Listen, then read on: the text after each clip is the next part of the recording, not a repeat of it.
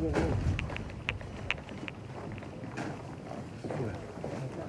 Plaza, votre sentiment après cette journée très longue de procès? Une réaction, monsieur Plaza?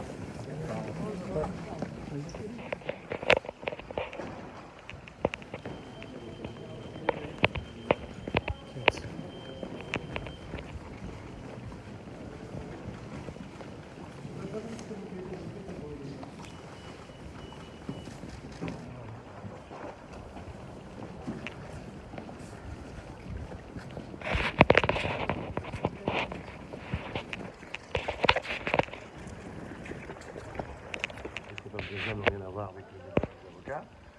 Nous exerçons notre métier dans le respect de toutes les règles.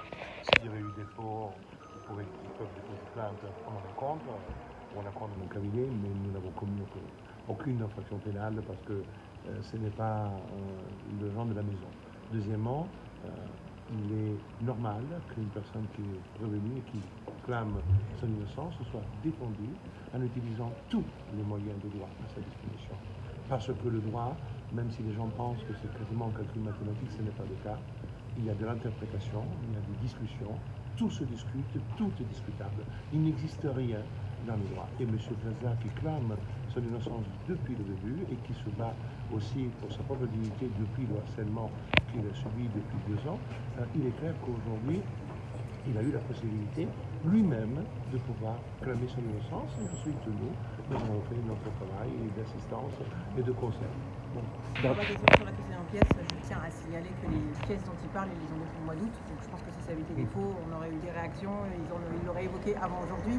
Et je pense que quand on parle de pièces qui sont des faux, c'est qu'on n'a pas grand-chose d'autre à dire sur le fond du dossier. Un regard qui atteste, selon nous, d'une sorte d'incertitude.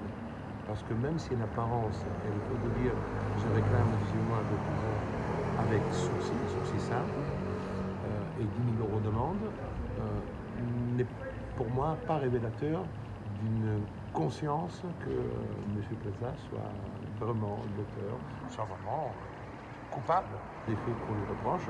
Et nous avons tenté, dans notre plaidoirie, d'établir qu'il y avait des choses évidentes qui n'avaient pas été prises en compte. Et je pense que cela va faire effectivement réfléchir le tribunal et faire basculer le tribunal vers une décision qui soit la plus équitable. Ce que je retiens de cette audience, c'est effectivement les mensonges et l'absence totale de pertinence et d'invraisemblance des arguments de Stéphane Plaza. Vous avez même parlé de revenge porn judiciaire.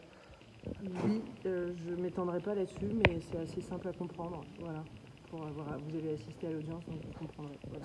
Et au niveau des réquisitions du parquet, qu'est-ce que vous en pensez? Elles sont mesurées, fondées, expliquées et pédagogiques. Et vos clientes, comment elles se portent à l'issue de cette audience? Mal, parce que tout a été fait pour. Merci beaucoup. Merci.